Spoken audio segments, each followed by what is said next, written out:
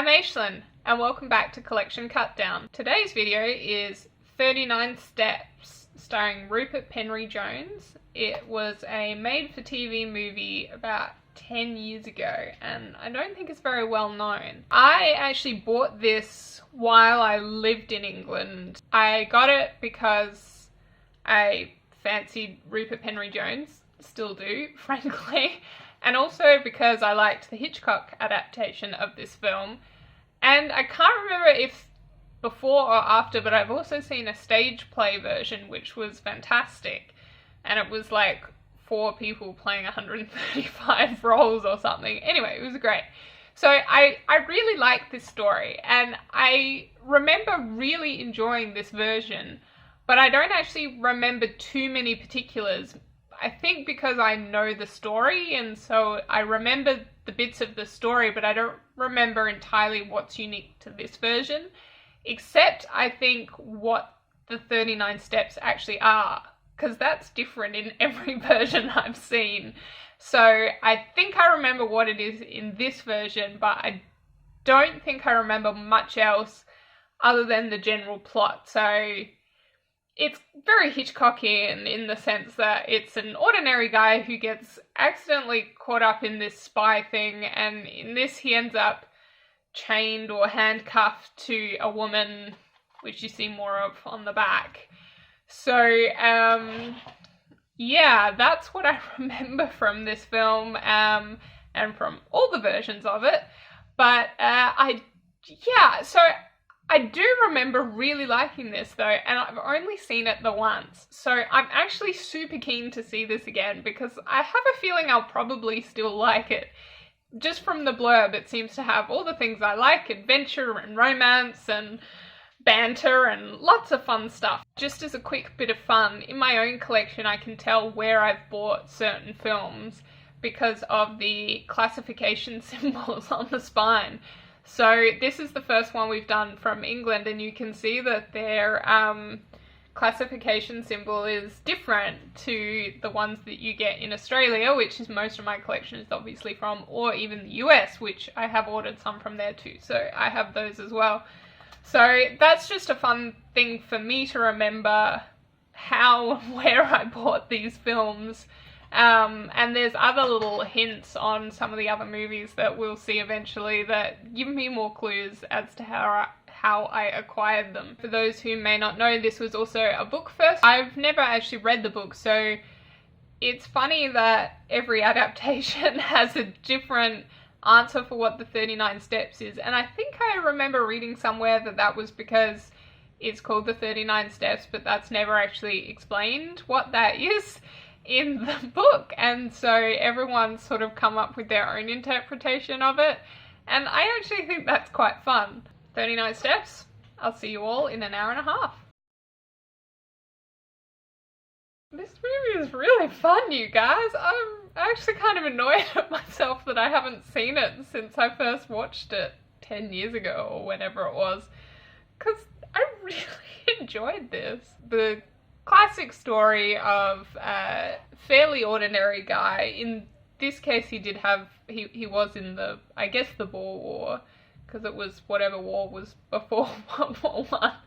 And he had some military training, but was otherwise a fairly ordinary guy. He was a mining engineer in Africa, and one of his neighbours embroils him in a spy plot.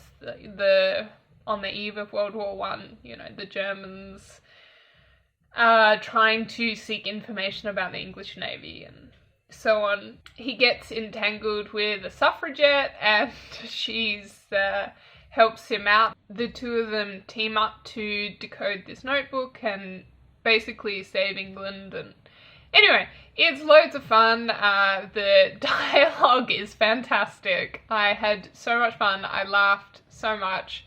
And it has a great romance in it. It's not an 100% happy ending, but it was happy enough for this romance-loving heart, so your mileage may vary on that. Both the leads were charming. The production design was great. I thought that the costumes and the settings they chose were great. It was clear, like, that they knew how to use the budget they had. They set a lot of it out in the country, and then lots of interior shots, which, you know, England has plenty of old manor houses to do that in, so that was really smart and it looked great. Loved the leads. So yeah, I really enjoyed this, and I can definitely see myself seeing this again quite a few times. I wouldn't say that it was totally perfect. I really liked the beginning, but I thought it had a little bit too much voiceover work. It's a bit of a shame because I thought the performances were great and it didn't really need the voiceover a lot of the time to explain what was going on or what he was feeling. Thankfully that kind of dropped off, particularly after he met the woman, which was, you know, about a quarter or a third of the way through the film, and then picked up again like right at the very end. But I didn't find it as distracting then, so I'm glad that that wasn't a thread that carried through. And they used so many romance tropes, so that they had like the bantering, I don't want to say enemies to lovers, but they were certainly like at loggerheads to begin with. There was a, you know, bed sharing, only one room at the inn type thing, which romance novels are very famous for.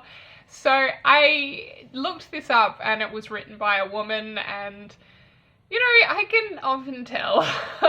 I think that, you know, women write women really well most of the time, and write romance. I think, you know, and obviously not every female writer is great and not every male writer is bad, but I just tend to get a higher hit rate when, you know, a woman's writing these things. So I'm really glad that there was a woman writing it, female producers, and it was directed by a guy and he did a great job, you know. They all worked together great as a team, and this all came together really well. I really liked all the characters. I particularly liked Richard Hannay, played by Rupert Penry-Jones. He's so urbane and charming and rarely flustered. You know, at the beginning a guy pulls a gun on him and he just turns around and pulls the gun right back and is like, let's have some breakfast. That's great. And she's great. She has, you know, lots of agency, and both of them kind of have their moments of brilliance, and you know, they make a really good team because they each have strengths that the other doesn't. And so I really enjoyed seeing the two of them play off each other. I think their chemistry and their dialogue and banter was certainly the highlight of the film for me.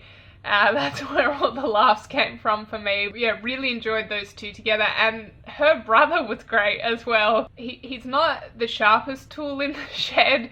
Later on, he's like, I failed at everything else, so I thought I might try politics, kind of thing. Like, he's just,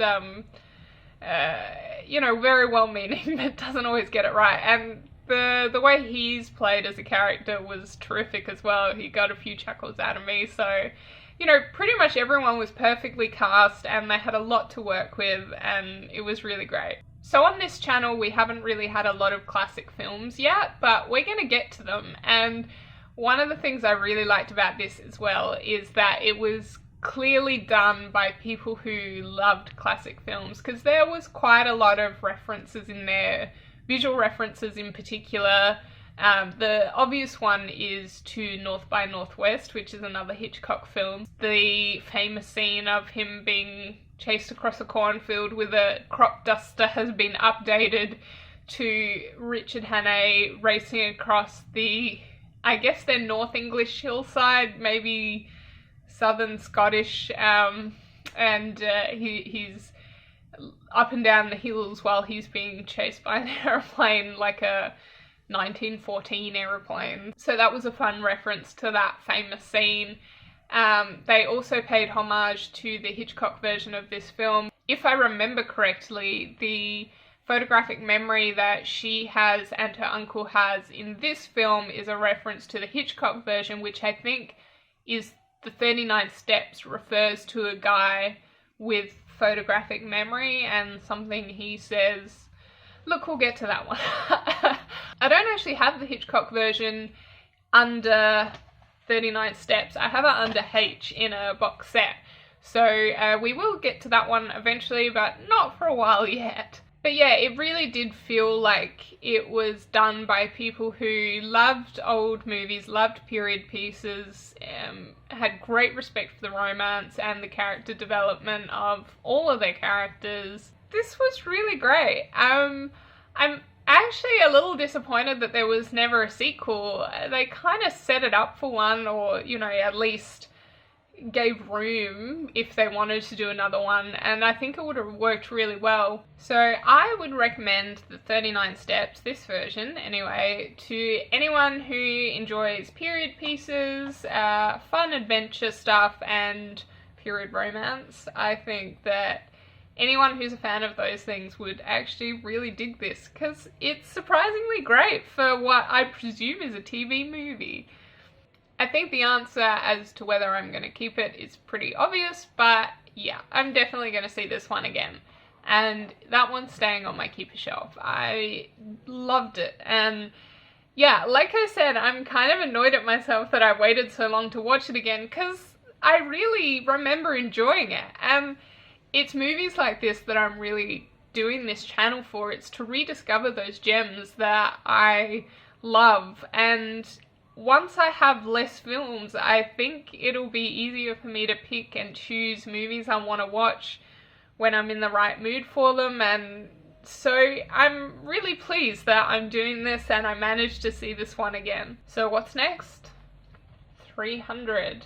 We've jumped far ahead in the numbers now, and this one will be our last numbers before we get into the A's. I have mixed feelings about seeing this one again, but I'm going to talk more about that in the video next time. If you're enjoying this channel, please consider giving a comment or subscribing so you get notifications when new videos come out. In the meantime, goodbye and happy watching.